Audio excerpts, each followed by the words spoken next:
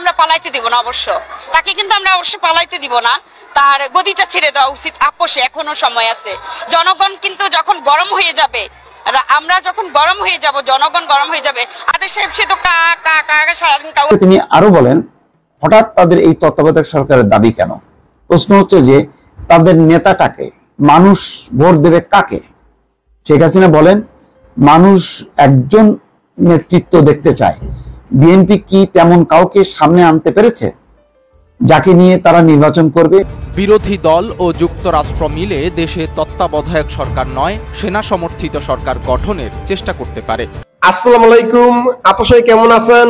আশা করছি সবাই ভালো আছেন। তো আমি আপনাদের কাছে দেখাবো অক্টোবরের শুরুতেই নির্বাচন নিয়ে গুরুত্বপূর্ণ তথ্য দিলেন নেতাকর্মীরা, যা আপনারা শুনলে অবাক হয়ে যাবেন। তো আজকের এই ভিডিওগুলো অত্যন্ত গুরুত্বপূর্ণ। তো আমি আশা করবো যে আপনারা এই সম্পূর্ণ ভিডিওটি দেখবেন, আর এই সম্পূর্ণ ভিডিওটি দেখলেই বিস্তারিত জানতে পারবেন।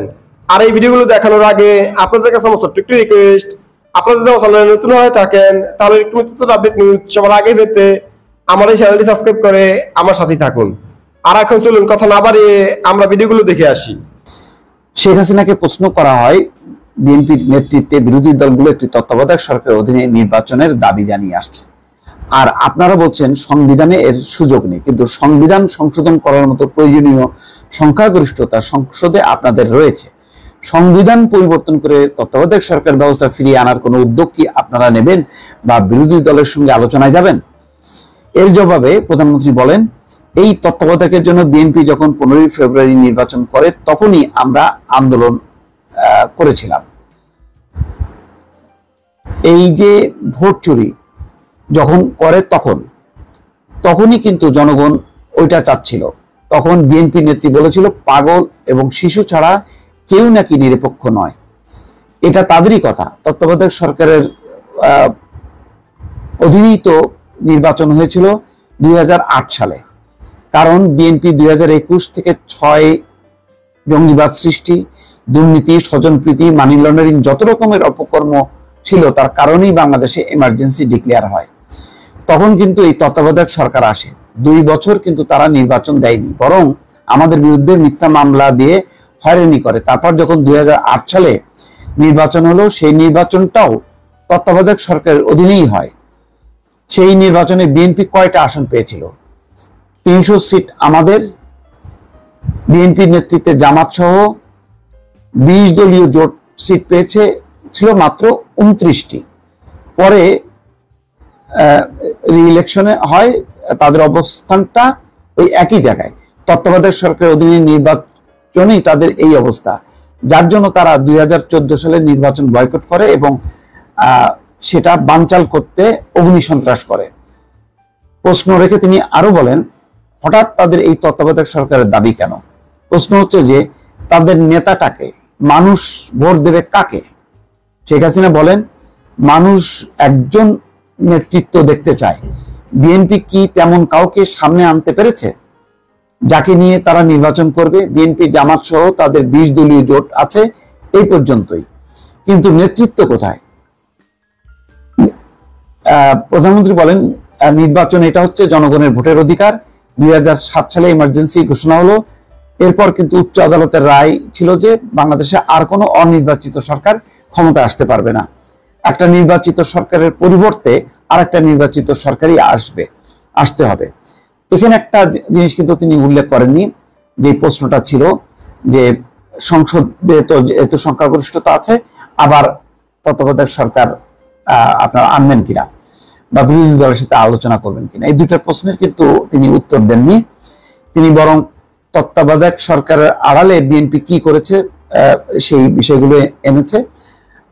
আরেকটা প্রশ্ন এনেছে যে তাদের নেতাকে মানুষ কাকে ভোট দেবে। সংসদীয় নির্বাচনে যেটা হয়, এলাকা ভিত্তিক নির্বাচন হয়, সংখ্যাগরিষ্ঠ এমপিরা মিলে সরকার গঠন করে। এখানে মুখ্য নেতা থাকলে ভালো, তো তারপরেও যেহেতু বেগম খালেদা জিয়া তিনি কারাবন্দী বা এখন নির্বাহী আদেশে তিনি মুক্তি আছেন, তাকেই কিন্তু যেহেতু রাজনৈতিক কার্যক্রম না করলেও বিএনপি নেতা হিসেবে তাকেই মানে বেগম খালেদা জিয়াকে, তার একটা ইমেজ আছে। এখনো যদি তিনি মুক্তি পেয়ে রাজপথে আসেন, মানে লক্ষ লক্ষ মানুষ ভিড় করবে, এটা বাস্তবতা। তাদের দ্বিতীয় প্রধান নেতা আছেন, তারেক রহমান, যিনি বেগম খালেদা জিয়ার পুত্র, লন্ডনে নির্বাসিত, তিনিও আছেন। ফলে নেতা যে বিএনপির নেই এটা বলা যাবে না। তারপরেও যে তৃতীয় প্রধান মির্জা ফখরুল, তার নেতৃত্বে তো যে আন্দোলন, সে আন্দোলন তো চলছে। তারপরে তার নেতৃত্বে 2018-তে বিএনপি নির্বাচনে গেছে, সেই নির্বাচনটাকে নির্বাচন করতে দেওয়া হয়েছে? হয়নি তো। দিনের ভোট রাতে হয়েছে, জাল জালিয়াতি হয়েছে, এবং বিএনপি নেতা কর্মীদের যারা নির্বাচনে অংশ নিয়েছিল তাদের ধাওয়ার রাখা হয়েছে, বহু নেতা কর্মীকে গ্রেপ্তার করা হয়েছে, পোলিং এজেন্টদেরকে কেন্দ্রে যেতে দেওয়া হয়নি। এসব ঘটনা তো আছে। তার মানে মির্জা ফখরুলের নেতৃত্বে বিএনপিকেও ক্ষমতাসীনরা অনেক ভয় পায়। এটা হচ্ছে কি বলে, বিরোধী রাজনৈতিক দল, নেতা বা রাজনৈতিক বিশ্লেষক তাদেরই মতামত যে 2018 সালে বিএনপি অংশ নেওয়ার পরও তাদের প্রতি কি আচরণ করা হয়েছিল। আমরা পালাইতে দিব না, তাকে কিন্তু আমরা অবশ্যই পালাইতে দিব না। তার গদিটা ছেড়ে দেওয়া উচিত আপোষে, এখনো সময় আছে। জনগণ কিন্তু যখন গরম হয়ে যাবে, আমরা যখন গরম হয়ে যাব, জনগণ গরম হয়ে যাবে, আদেশ সাহেব সে তো কা কা কা সারাদিন কাউয়ার মতো কাকাই করতে থাকে। সে যে নিজে কি বলে আবল তাবল সে নিজেও জানে না, সে ভুলে যায়। কাদের সাহেব একজন প্রতিবন্ধী বলেই সে উল্টা পাল্টা বানোয়াট আবল তাবল বলতেছে। এই যে বারবার স্যাংশন আসতেছে, আরো স্যাংশন আসবে, আমি যে বললাম আরো কিন্তু অনেক স্যাংশন আসবে, আরো দেশ থেকে আসবে, আরো অনেক কিছুর উপরে আসবে নিষেধাজ্ঞা। তো এগুলো আমার মনে হয় যে এখনো সময় থাকতে, মান সম্মান থাকতে গদি ছেড়ে দিয়ে তার বিরোধী দল, ইভেন আমজনতা থেকে শুরু করে সবাই আমাদের সাথে কিন্তু এখন নেমে পড়ছে। আপনারা দেখতে পাচ্ছেন, কিন্তু আমরা কিন্তু এখানে বিরানি দেই না, কাউকে টাকা দিয়েও আনি না, ভালোবেসে দল করতেছে, ভালোবেসে আসতেছে, ঠিক আছে। সেখানে আমরা মনে হয় যে আল্লাহর রহমতে আমরা শেষ পর্যন্ত সফল হব ইনশাআল্লাহ। তাকে গদি ছাড়তেই হবে। আমাদের দেশ নেত্রী বেগম খালেদা জিয়া তিনবারের আপসীন নেত্রী, তাকে কারারুদ্ধ করে রাখা হয়েছে। তাকে এই যে ট্রিটমেন্টের জন্য তাকে দেশের বাইরে পর্যন্ত যেতে দেওয়া হচ্ছে না এবং মুক্ত করা হচ্ছে না। সেটার লক্ষ্যে ইভেন এই যে খাদ্যদ্রব্যের দাম এত পরিমাণে বাড়ছে যে এই সিন্ডিকেটটা আওয়ামী লীগ সিন্ডিকেট, শেখ হাসিনা অবৈধ ভোটের সরকার, তার অবৈধ মানুষগুলাই এটা করতেছে। সেটার জন্য আসলে আমরা আজকে আমাদের ভোটের অধিকার, ভাতের অধিকার আমরা ফিরে পেতে চাই। আমাদের এক দফার দাবি, এক দফার আন্দোলন, আসলে আমরা শেষ পর্যন্ত শেখ হাসিনাকে পতন করব এবং সেই উদ্দেশ্য নিয়েই আমরা রাজপথে আছি। শেষ পর্যন্ত আমরা থাকবো, পতন না হওয়া পর্যন্ত। অবৈধ সরকার, তার সব কথা অবৈধ, যত কিছু বলে সব মিথ্যা বানোয়াট কথা বলে। এই পর্যন্ত সে কোনো একটা সত্য কথা বলছে বলে আমার মনে হয় না। সে রাত্রে হইলে নাকি তাহাজ্জুদ নামাজ পড়ার জন্য যায় নামাজ খোঁজে। যদি সে নামাজই পড়তো তাহলে তার ভিতরে মৃত্যুর ভয় থাকতো। সে আমাদের তিনবারের প্রধানমন্ত্রীকে এভাবে আটকে রাখতো না। তাদের একটা কর্মীর যদি কিছু হয় বিদেশে নিয়ে যায় ট্রিটমেন্ট করার জন্য, কিন্তু আমাদের নেত্রীকে সে আটকায় রাখছে, যেটা কোনোভাবেই ঠিক না। সে অবৈধ বলেই সে সবকিছু করতেছে, অবৈধভাবে করতেছে সবকিছু। এই জন্য তাদের উপর আল্লাহর গজব আসতেছে, একটার পর একটা আরো আসতেছে। রক্ত দিয়ে দেশটাকে স্বাধীন করে আমরা পরাধীনতার শিকলে বন্দী। আমরা আসলে আমাদের দেশটাকে আজও স্বাধীন বলতে পারি না। তারা এই চিঠির ব্যাপারে প্রথম দিকে মাইকিং করেছে, পোস্টারিং করেছে, মানুষকে জানিয়েছে, মিথ্যা বিভ্রান্ত দিয়েছে কি এই চিঠিটা বিএনপির বানানো। কিন্তু যখন এই ববগুট তার জায়গায় ওয়েবসাইটে প্রচার করেছে, তখন এখন শাহরিয়ার আলমরা বলছে যে এই চিঠির কোনো গুরুত্ব নেই, এই চিঠি নাকি ল্যাবলেস মুল্ক, এই চিঠির মধ্যে ভাষা তারা নাকি এই ইংলিশটু পর্যন্ত পড়তে জানে না যে এই চিঠিটা দিয়ে কি বুঝিয়েছে। আমাদের মোহাম্মদ আলী ভাই তো একেবারে ডাইরেক্ট মিথ্যা কথা বললেন যে চিঠির মধ্যে লিখেছে শেখ হাসিনার আন্ডারে নির্বাচন হতে হবে। কোথায়, কোন জায়গায় লিখেছে আপনি বলেন?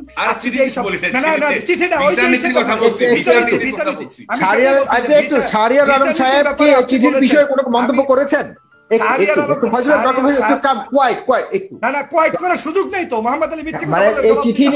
পররাষ্ট্র প্রতিমন্ত্রী কোন ধরনের রেসপন্স করেছে, কোনো কথা বলেছেন? উনি ইতিমধ্যে বলেছে এই চিঠিটা, যে চিঠি দেওয়া হয়েছে এই চিঠিটা নাকি সুন্দর হয়নি, এই চিঠির গুরুত্ব নেই, এই চিঠির শব্দ চয়ন এবং এই চিঠির বক্তব্য। জাতীয় সংসদ নির্বাচনকে সামনে রেখে বিএনপির পক্ষ থেকে তত্ত্বাবধায়ক সরকার গঠনের এক দফা দাবি নিয়ে রাজনীতির মাঠ গরম করা হচ্ছে। অন্যদিকে এই দাবি না মানার ব্যাপারে অনড় অবস্থানে ক্ষমতাসীন আওয়ামী লীগ। দুই দলের এমন বিপরীতমুখী অবস্থানের কারণে পরিস্থিতি উত্তপ্ত হচ্ছে, ছড়িয়ে পড়ছে উদ্বেগ, উৎকণ্ঠা। এমন পরিস্থিতিতে ভিন্ন মন্তব্য করেছেন ঢাকা বিশ্ববিদ্যালয়ের অবসরপ্রাপ্ত অধ্যাপক আবুল কাশেম ফজলুল হক। তিনি বলেন, বিরোধী দল ও যুক্তরাষ্ট্র মিলে দেশে তত্ত্বাবধায়ক সরকার নয়, সেনা সমর্থিত সরকার গঠনের চেষ্টা করতে পারে। সম্প্রতি একটি বেসরকারি টেলিভিশনে দেয়া সাক্ষাৎকারে এমন মন্তব্য করেছেন তিনি। আবুল কাশেম ফজলুল হক বলেন, দুই দলের এমন মুখোমুখি অবস্থানের কারণে দেশে একটা অচলাবস্থার সৃষ্টি হবে। এসএসডিতে বিশ্বসেরা বিউইনটেক, অন্য কিছু নিলেই হবেন ফ্রাস্ট্রেটেড। তার ফলে জারি হতে পারে জরুরি অবস্থা। তখন কেয়ারটেকার সরকার হওয়ার সম্ভাবনা খুবই কম। আমেরিকান চাপ অনুযায়ী রাষ্ট্রপতি কিছু লোককে উপদেষ্টা ও মন্ত্রী করে একটা কেয়ারটেকার সরকার গঠন করবেন।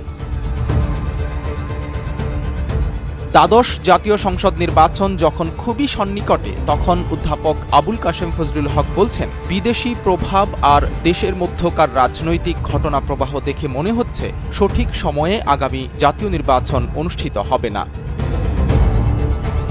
আবুল কাশেম ফজলুল হক বলেন, আমাদের দেশের প্রধান দুই দলের মধ্যে কোনো রাজনীতি নেই, আছে শুধু ক্ষমতায় যাওয়া ও টিকে থাকার কৌশল আর লড়াই।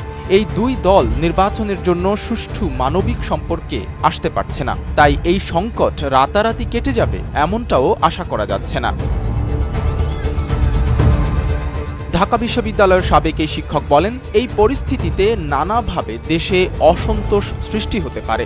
দরকার হলে টাকা খরচ করে সংকট তৈরি করা হতে পারে। আমাদের দেশে আমেরিকার একান্ত অনেক বুদ্ধিজীবী আছেন যারা নির্বাচন বা রাজনৈতিক ঘটনা প্রবাহ নির্ধারণ করে থাকেন।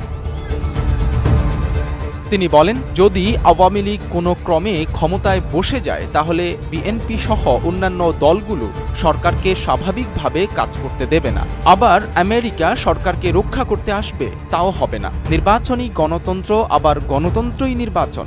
মোড়ল রাষ্ট্রগুলো এরকম একটা ধারণা সারা দুনিয়াকে দেওয়ার চেষ্টা করছে। আমি আশা করছি যে আপনারা সফল ভিডিওটি দেখেছেন। তো আপনাদের যদি বেশি ট্রেনিং কোনো মতামত থাকে আমাকে অবশ্যই কমেন্টে জানাবেন। আর আপনারা যদি আমার চ্যানেলে নতুন হয়ে থাকেন তাহলে আমার এই চ্যানেলটি সাবস্ক্রাইব করে আমার সাথেই থাকুন। তো দেখা হচ্ছে পরবর্তী ভিডিওতে। সেই পর্যন্ত সবাই ভালো থাকবেন, সুস্থ থাকবেন। আল্লাহ হাফেজ।